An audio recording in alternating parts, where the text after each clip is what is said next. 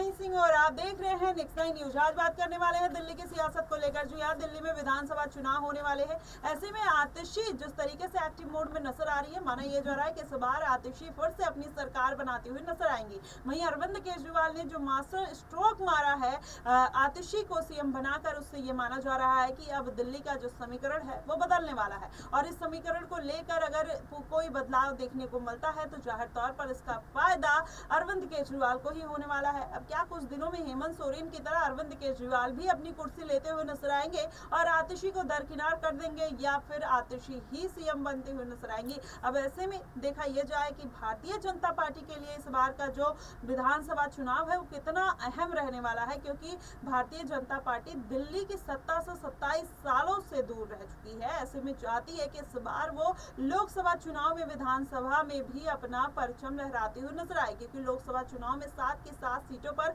Bharatiya Janata party ने अपना परचम लहराया था। तो इस बार विधानसभा चुनाव में वो ज्यादा से ज्यादा अपनी सीटों पर कायम रखना चाहती है खुद को। लेकिन ऐसे में देखा जाए तो अरविंद केजरीवाल ने जो 10 से 15 सालों में काम किए हैं वो कहीं ना कहीं सराहनीय है। दिल्ली की जनता अरविंद केजरीवाल के काम को लेकर काफी खुश नजर आती है। यही कारण है कि अरविंद केजरीवाल का दिल्ली में हार पाना, क्योंकि ऐसे में भारतीय जनता पार्टी अगर उतनी ही कड़ी मेहनत के साथ दिल्ली का डेवलपमेंट करती है तो शायद हो सकता है कि दिल्ली की जनता का जो रुख है वो भारतीय जनता पार्टी के लिए बदलते हुए नजर आए। लेकिन अभी फिलहाल इस बार के विधानसभा चुनाव में माना यह जा रहा है कि अरविंद केजरीवाल को फिर से भारी बहुमत के साथ जीत हो सकती है। वहीं भारतीय जनता पार्टी की बात करें तो अभी उनके पास ना कोई सीएम कैंडिडेट है, और किन सीटों पर कौन से प्रत्याशियों पर मुहर लगाई जाएगी, कहीं ना कहीं भारतीय जनता पार्टी इसमें भी असमंजस में पड़ी है। और कहीं ना कहीं ये दुविधा जो है वो जनता को भी पता है, और यही कारण है कि दिल्ली की जनता अब समझदार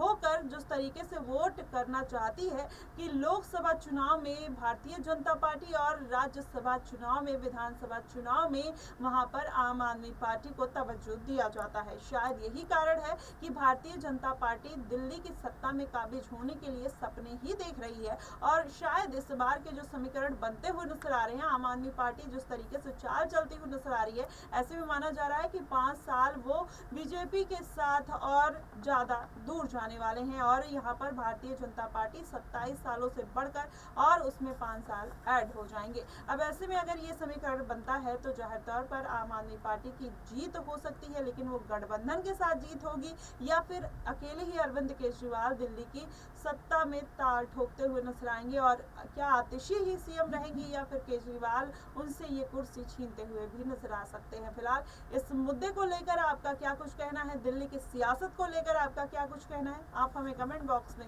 जरूर बताएगा। फिलहाल के लिए बस इतना ही। देश और दुनिया की तमाम खबरों के लिए हमारे साथ बने रहिएगा नेक्स्ट 9 न्यूज पर।